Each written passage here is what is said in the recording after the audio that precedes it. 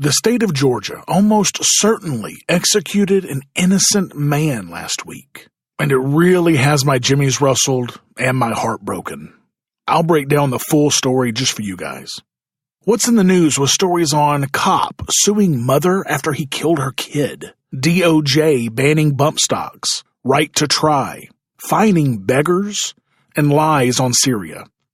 And a new herding cats update on lots of news and a discount code for PorkFest 15. This episode is brought to you by Zencash, a cryptocurrency that infuses privacy, anonymity, and security done right.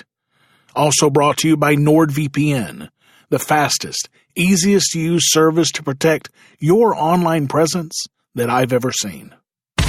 Welcome to The Lava Flow, channeling the flow of information to the libertarian, anarcho-capitalist, voluntarist, and agorist community. Find us at thelavaflow.com. Here's your host, Roger Paxton.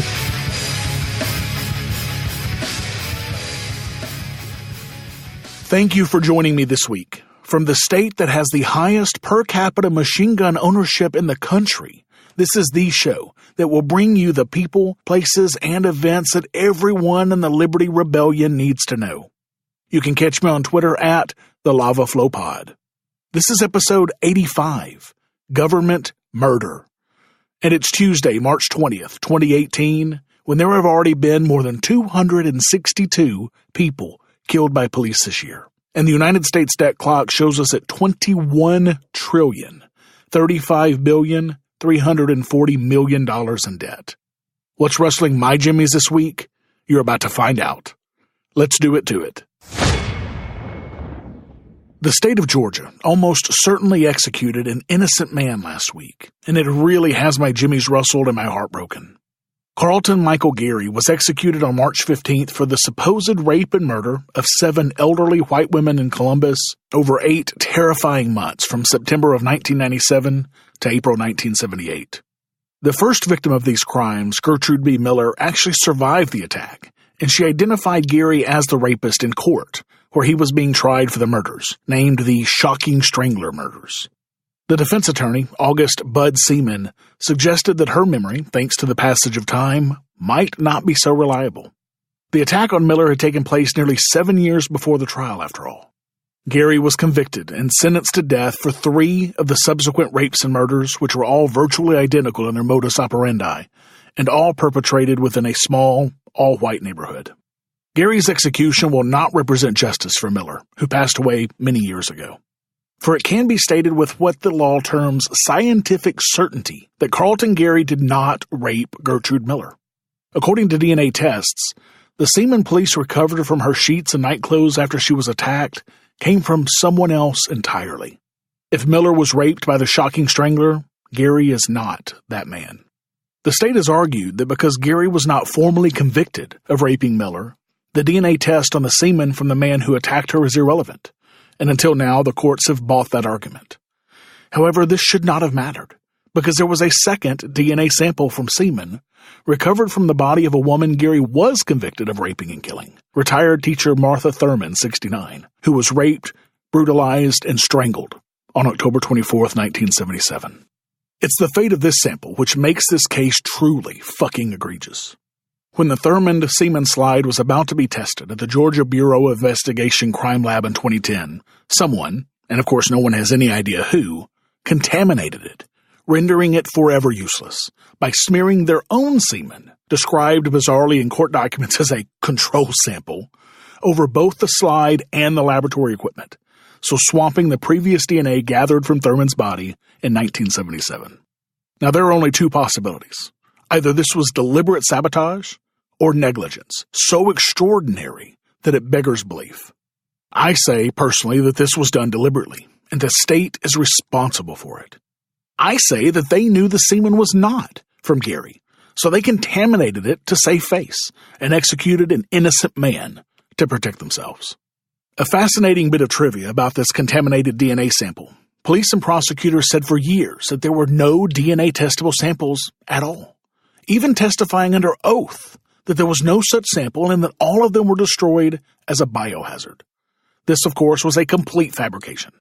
Defense attorneys finally were able to inspect these samples found in a box in the evidence room at the Columbus Police Department a few weeks before Gary's last execution date in December of 2009. That time, he came within 3.5 hours of being killed before the Georgia Supreme Court granted a stay.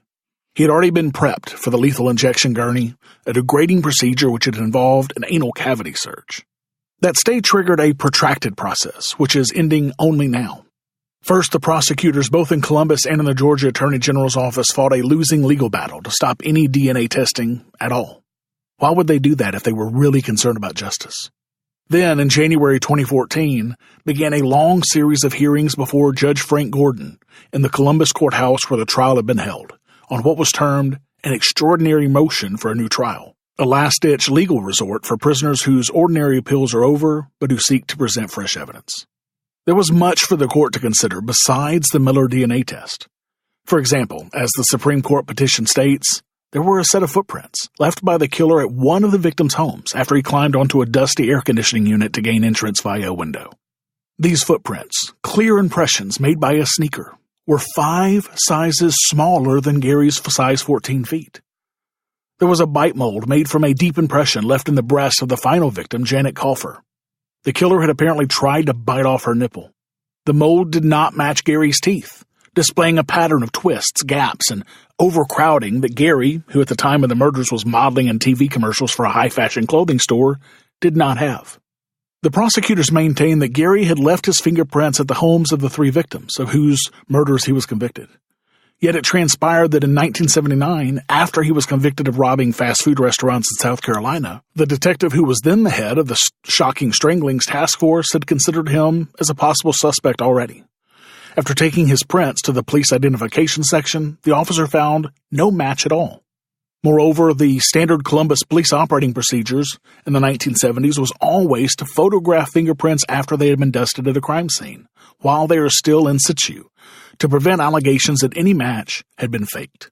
There were no photos of Gary's prints at any of the scenes of the 3 murders with which he was charged. Imagine that. All of this had been concealed from the jury, every bit of it, along with the statements to police by Miller. Soon after she was raped, she said her rapist had attacked her in complete darkness so complete that she did not know whether he was black or white even. Later, after the arrest of a hapless man with learning difficulties named Jerome Livas, Miller said she was sure that Livas was the one who raped her. Together with his confession to raping her and murdering the first 2 victims, Miller's statement was quietly buried when the killings continued, although Livas was in custody. Also hidden from the trial were scientific papers disclosed in 2000 that showed that, even absent DNA tests, it was highly unlikely that Gary killed Martha Thurmond.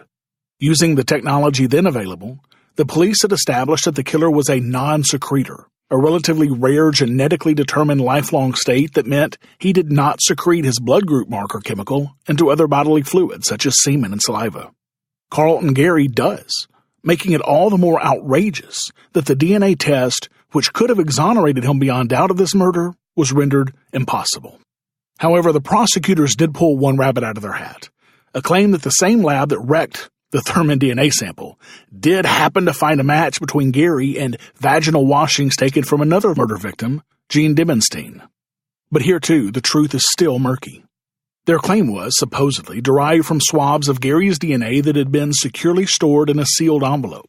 When the defense attorneys asked to see them, the lawyers were told the envelope had mysteriously been opened, and the swabs had, unaccountably, disappeared. Could those have been used to contaminate the microscopic quantity of biological material taken from Dimenstein?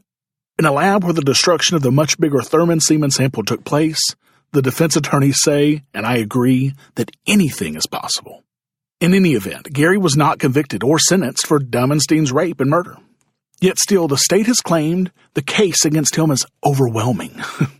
In fact, at this point, other than the items listed above, it consists of his alleged confession, a typed, unsigned document which was based on neither a tape recording nor contemporaneous notes, but on the memory of a single detective who claimed he could remember almost verbatim what Gary had said over the course of 2 long nights of interrogation. Gary, who had no lawyer present when he was questioned, has always insisted that that confession is a fabrication. This is one of the worst miscarriages of justice that I've ever seen, and I follow this sort of stuff pretty regularly. Gary was murdered by the state of Georgia after not accepting a final prayer and making no statement at all, keeping his eyes closed through the entire process while a lethal dose of pentobarbital was shot into his veins by the government. The state of Georgia, the governmental thugs from the elected officials to every appointed bureaucrat, has blood on their hands for this murder. This guy was railroaded, and they are all accomplices to this despicable, cold-blooded murder. It's things like this that make me wish there really were a place called hell for people like this to go to. It's always hard for me to read stories like this one, and even harder to report on them, because they're just so fucking heartbreaking. And this is why I give money every month to the Innocence Project, an organization that works to exonerate the wrongly convicted through DNA testing and reform the criminal justice system to prevent future injustice. The Innocent Project's mission is to free the staggering number of innocent people who remain incarcerated and to bring reform to the system responsible for their unjust imprisonment. As of today, the Innocence Project has helped to exonerate 354 people in the United States, including 38 who pled guilty to crimes they did not commit and 20 who served time on death row. These people served an average of 14 years in prison before exoneration and release. And I encourage you to help this organization out by going to innocenceproject.org today and giving them a few bucks. But interestingly, my good friend and supporter of this show, Darryl W. Perry, has signed up to run the 2018 New York City Marathon under the banner of the Innocence Project because he cares about this organization as well. To do this, he needs to raise $3,500 for the Innocence Project. He's already raised over $500 of this total, and he's just been given a pledge for matching donations for the next $1,500 he raises, which will put him over the top. So please, I beg you, go to run.freetalklive.com to donate to this today, and double every single dollar that you give to this super, super important cause. All of the money raised will go directly to the Innocence Project. I would consider it a personal favor if you helped with this cause. Thank you so much, guys. Have you subscribed to the Lava Flow on iTunes or any mobile device yet? Then what's wrong with you? Go to thelavaflow.com/subscribe so you don't miss a minute of the show. And while you're subscribing, make sure to leave me a 5-star rating and review the show to help others find our podcast. thelavaflow.com/subscribe.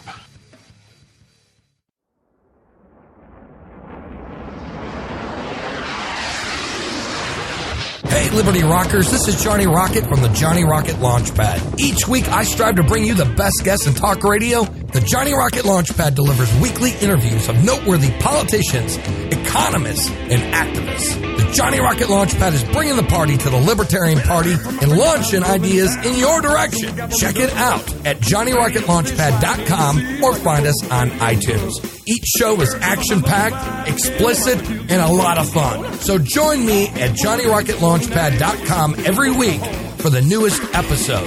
Keep liberty alive and rock and roll.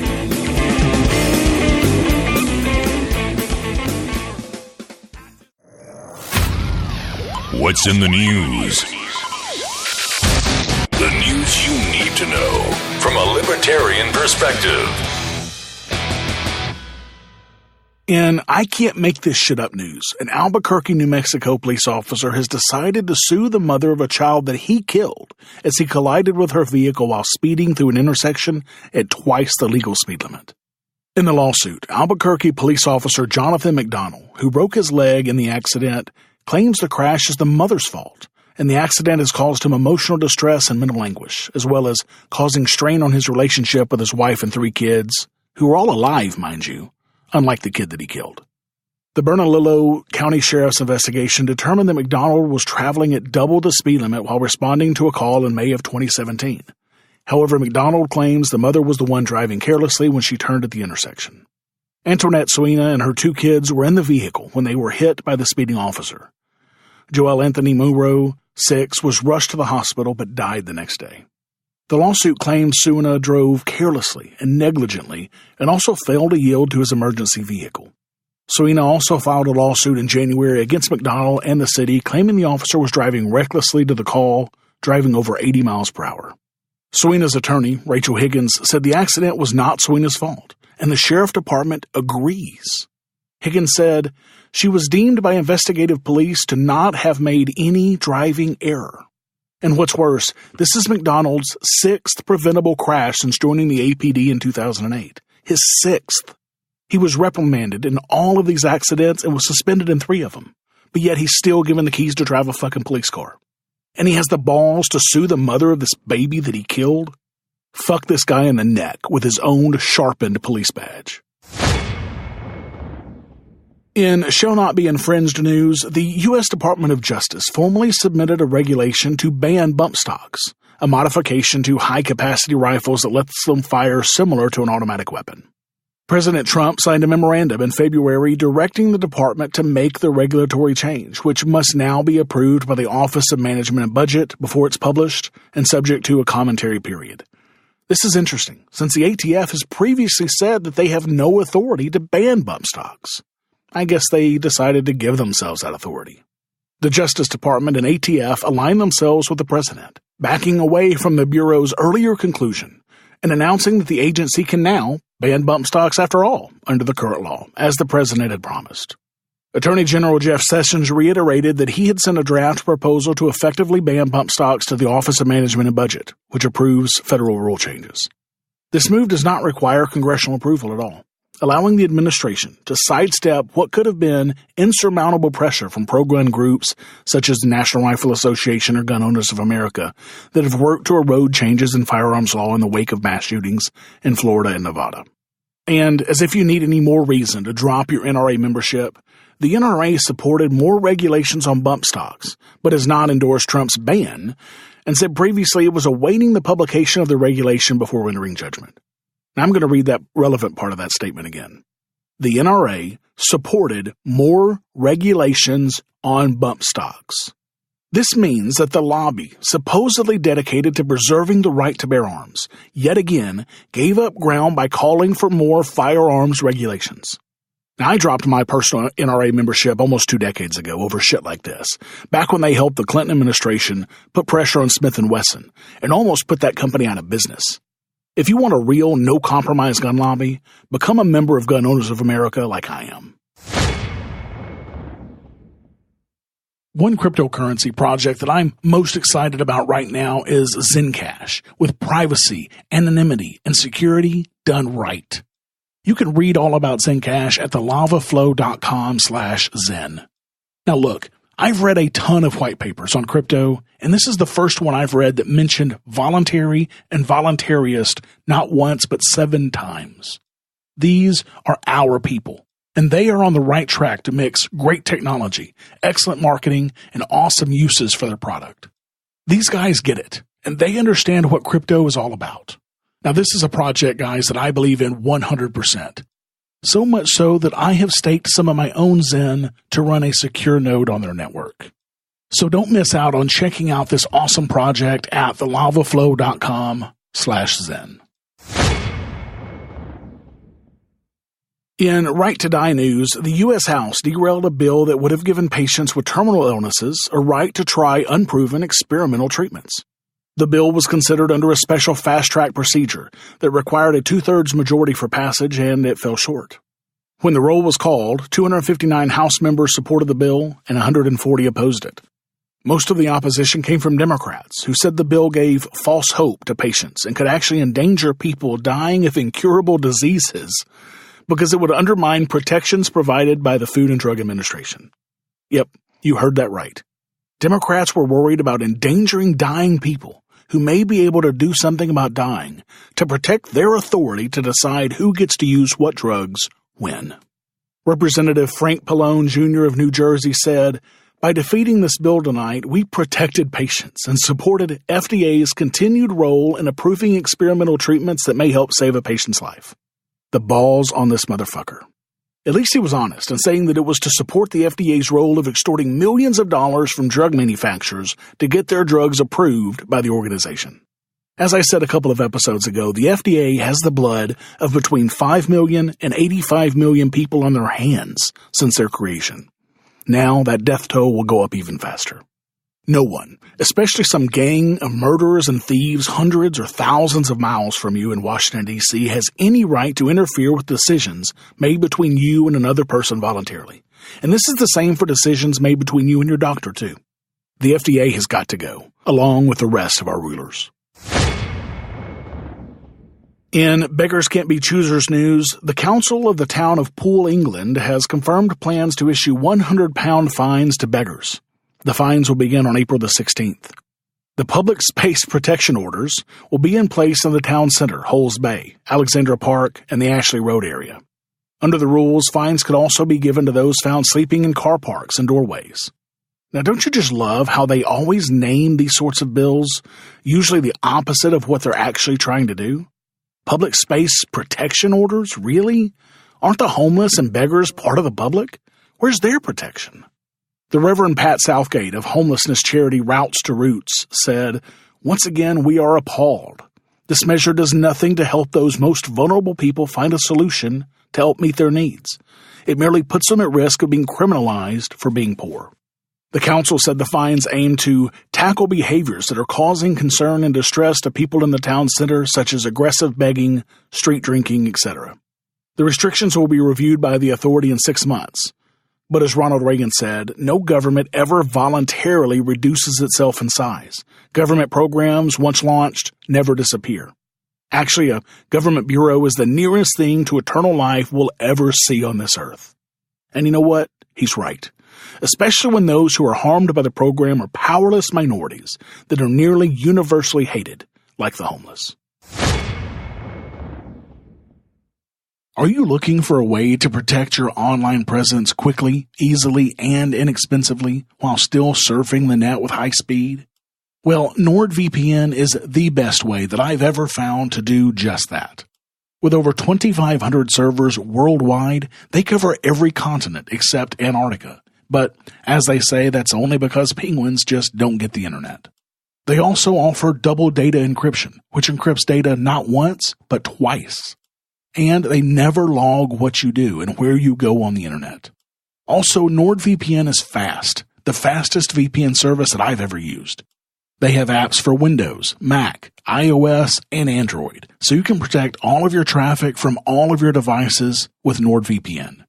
Starting as low as $3.29 per month, they're also inexpensive, and they take Bitcoin too. With NordVPN, you can securely access any website from anywhere around the world, safely share files via P2P networks, and enjoy the fastest VPN experience without compromising your online security and privacy. Get signed up for the VPN service that I personally use every time I hit the internet at thelavaflow.com/VPN. Again, that's thelavaflow.com/VPN. In unusual admission news, Secretary of Defense James Mattis made the statement that the U.S. has no evidence that the Syrian government used the banned nerve agent sarin against its own people, even though that claim was held up as fact by interventionists who wanted an excuse to get involved in the Syrian quagmire and to justify an American Tomahawk missile strike in which several dozen of the cruise missiles were used against the Sharat Air Base in Syria. Mattis told reporters at the Pentagon, "We have other reports from the battlefield from people who claim it's been used. We do not have evidence of it, though. We're looking for evidence of it, since clearly we're dealing with the Assad regime that has used denial and deceit to hide their outlaw actions." Mattis offered no temporal qualifications, which means that both the 2017 event in Khan Shaykhun and the 2013 tragedy in Ghouta are unsolved cases in the eyes of the Defense Department and Defense Intelligence Agency. This dissonance between the White House and the Department of Defense is especially troubling when viewed against the chorus of weapons of mass destruction experts who have been questioning the Obama and Trump White House narratives concerning chemical weapons in Syria, since practically the moment these Assad-ordered events ever happened. Serious, experienced chemical weapons experts and investigators, such as Hans Blix, Scott Ritter, Gareth Porter, and Theodore Postel have all cast doubt on official American narratives regarding President Assad employing sarin. These analysts have all focused on the technical aspects of the two attacks and found them not to be consistent with the use of nation-state quality sarin munitions. Is anyone really surprised, though? Remember, this is the exact same government that lied about Iraq having mobile anthrax laboratories to the United Nations in 2003. And let's not forget things they've already been proven to have lied to us about, like the Gulf of Tonkin incident, the My Lai massacre, Watergate, NSA surveillance, Operation Northwoods, the Tuskegee experiments, Iran-Contra, Operation Fast and Furious, and on and on and on and on. If you believe a goddamn thing that any government tells you, especially the United States government, then I have some oceanfront property in Arizona to sell to you. It's cheap. And from my front porch, you can see the sea. In some personal news, the town that I live in, Milton, New Hampshire, held their town elections last week. I didn't go vote, but thanks to a friend of mine and fellow Free Stater Glenn Bailey, there was a motion on the ballot to disincorporate the town completely. Glenn went around and got the required signatures to get it on the ballot, and my wife and I were very proud to sign it. The town government was so terrified of this warrant article that they put on the ballot some really interesting language. The language said, "The town has been advised by town attorney that this article is not valid." Wow. Glenn really had these guys running scared. And they should be, because 18% of the voters voted yes to this warrant article. A full 125 people voted for the disincorporation that would have seen all town assets sold to pay off any town debt and to improve the roads in the town area. New Hampshire, it really is like this too. Exercise your free market muscles by going to thelavaflow.com/support and giving a per episode donation of as little as $1 an episode. Or use Bitcoin. Get exclusive content, rewards, and help the Lava Flow become fiscally neutral while providing you more content. thelavaflow.com/support. It's time to shake up your podcast feed, folks, by subscribing to Lions of Liberty, the only libertarian variety show out there. Spend Mondays with me, Mark Claire, as I feature in-depth interviews with great names in the libertarian community and fun roundtable discussions. Electric Liberty Land with me, Brian McWilliams, every Wednesday, your weekly dose of comedy, culture, and liberty. And Felony Fridays with me, John Odermatt, where I expose injustice in the broken criminal justice system. Find us on iTunes, Stitcher, and at lionsofliberty.com.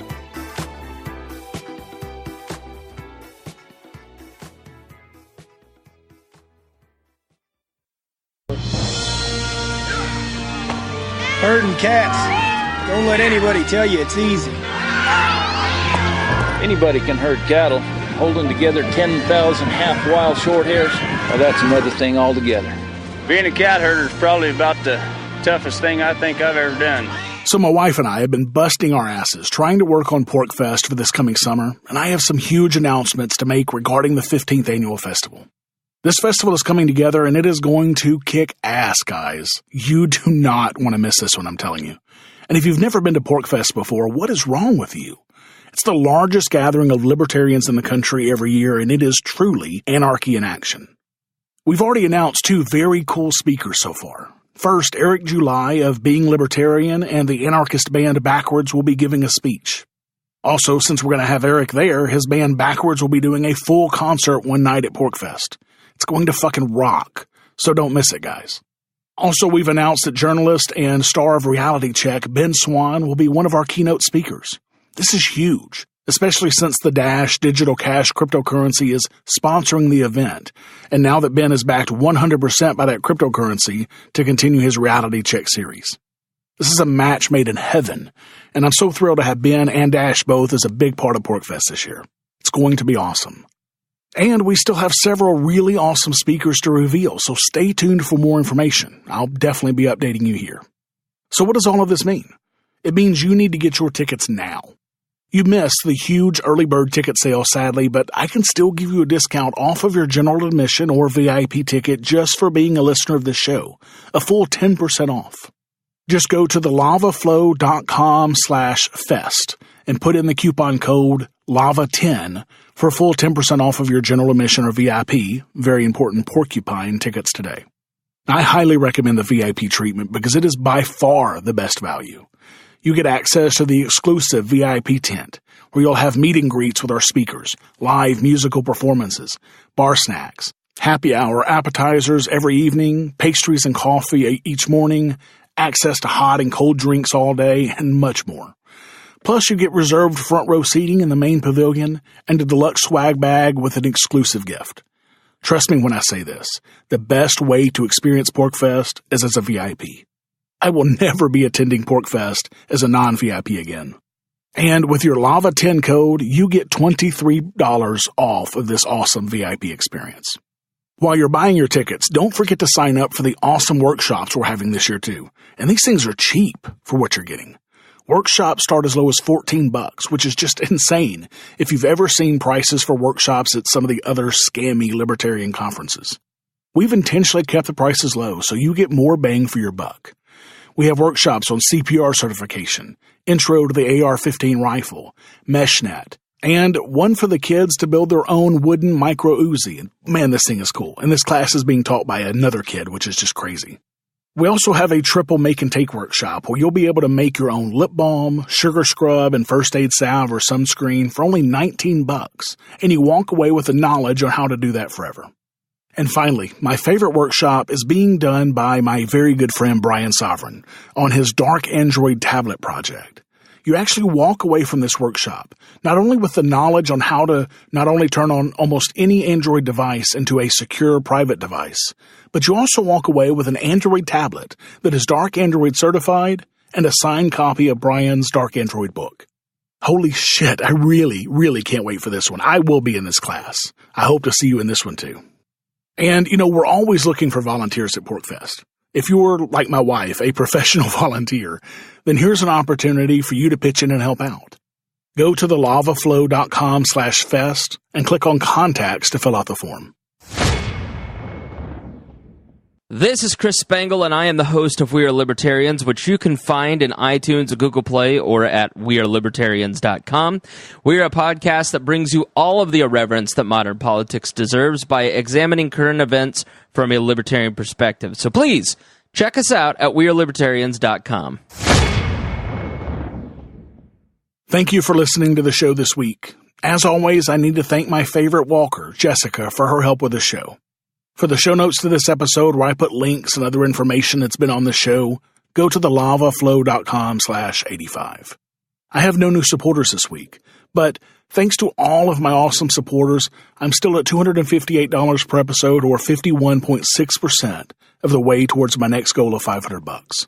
Remember, guys, when I hit this next goal, I'm going to be upping my content from half an hour per week to a full hour of this show.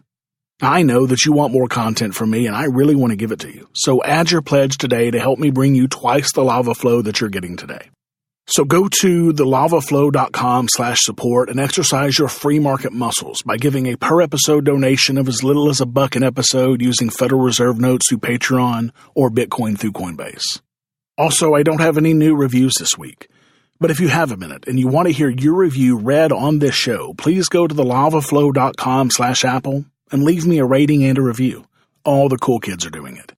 Thank you to everyone who has left me a rating and a review so far. You guys rock.